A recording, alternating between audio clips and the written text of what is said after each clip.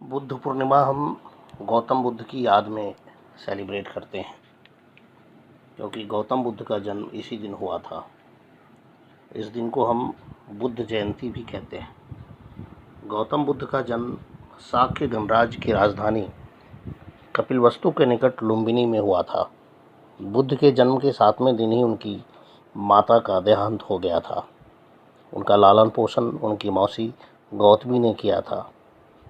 बुद्ध का वास्तविक नाम सिद्धार्थ गौतम था। शाक्य वंश के राजा शुद्धोधन और माता महामाया सिद्धार्थ के पिता और माता थे। गौतम राजसी विलासिता में पले बढ़े और बहुत ही छोटी उम्र में 16 वर्ष की उम्र में ही उनका विवाह राजकुमारी यशोधरा से हो गया। यशोधरा और गौतम का एक पुत्र हुआ जिसका नाम राहुल था।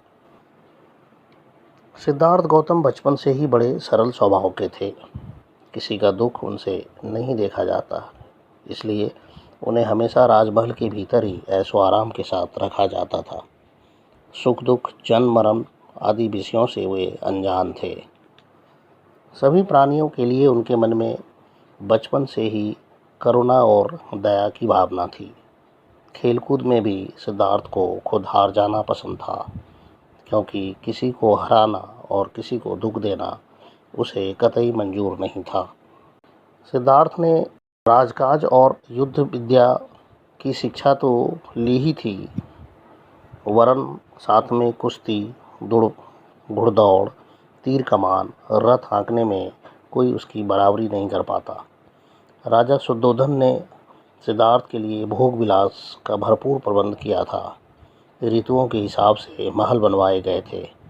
वहाँ पर नाच गान और मनोरंजन की सारी व्यवस्था की गई थी, पर ये सब चीज़ें सिद्धार्थ को संसार में बांध कर नहीं रख सकी।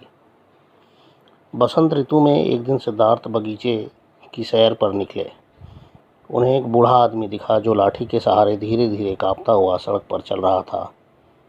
दूसरी बार कुमार जब बगीचे की सैर पर निकले तो उन्हें एक रोगी दिखा जो बड़ी मुश्किल से दूसरे के सहारे चल रहा था। तीसरी बार सिद्धार्थ को एक अर्थी दिखी। 4 आदमी उठाकर ले जा रहे थे। यह देखकर सिद्धार्थ बहुत विचलित हुए। चौथी बार बगीचे की सैर पर निकला तो उन्हें एक साधु दिखा जो सारी भावनाओं से परे और मुक्त था। साधु ने सिद्धार्थ को बहुत आकृष्ट किया। सिद्धार्थ ने राजमहल छोड़ने का मन बना लिया और एक दिन पत्नी यशोधरा और पुत्र राहुल को छोड़कर तपस्या के लिए निकल पड़े। वह राजगृह पहुँचे और भिक्षा मांगनी शुरू कर दी। सिद्धार्थ घूमते घूमते आलार कालाम होते हुए उरुवेला पहुँचे और योग से साधना, समाधि वगैरह की बहुवत ट्रेनिंग ली। सिद्धार्थ ने पहले तिल चावल खाकर तपस्या शुरू की, लेकिन फिर बाद में भोजन करना ही बंद कर दिया। शरीर सूख कर काटा हो गया। इस तरह तपस्या करते हुए 6 बरस बीत गए, लेकिन सिद्धार्थ की तपस्या सफल नहीं हुई। उनका मन नहीं भरा। सिद्धार्थ ने बोधगया में निरंजना नदी के तट पर कठोर तपस्या की। जिस पीपल वृक्ष के नीचे सिद्धार्थ को बोध मिला वह बोधि वृक्ष कहलाया और गया का समीपवर्ती वह स्थान बोध गया कहलाया। तभी से सिद्धार्थ बुद्ध कहलाए जाने लगे। आषाढ़ मास की पूर्णिमा को सिद्धार्थ काशी के पास मृगदाव पहुँचे। वहीं पर उन्होंने सर्वप्रथम धर्मोपदेश दिया और प्रथम 5 मित्रों को अपना अनुयायी बनाया और धर्म प्रचार के लिए बाहर के देशों में भेज दिया। बुद्ध के धर्म प्रचार से भिक्षुओं की संख्या जब बढ़ने लगी और जब बड़े बड़े महाराजा भी उनके शिष्य बनने लगे, तब शुद्धोधन और राहुल ने भी बौद्ध धर्म की दीक्षा ली और भिक्षुओं की संख्या बढ़ते देखकर बौद्ध संघ की स्थापना की गई। भगवान बुद्ध ने लोगों को मध्यम मार्ग का उपदेश दिया। उन्होंने अहिंसा पर बहुत जोर दिया और कहा, अहिंसा परमो धर्मः। उनके बताए गए उपदेश हमारे जीवन में बड़े ही कारगर सिद्ध होते हैं।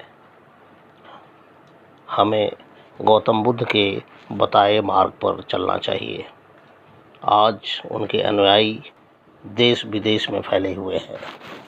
भारत, बर्मा, भूटान, नेपाल आदि के देशों में इनकी पूजा होती है।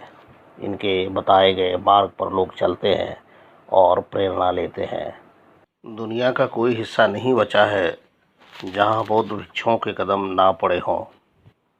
दुनिया भर के हर इलाके से खुदाई में भगवान बुद्ध की प्रतिमा निकलती है।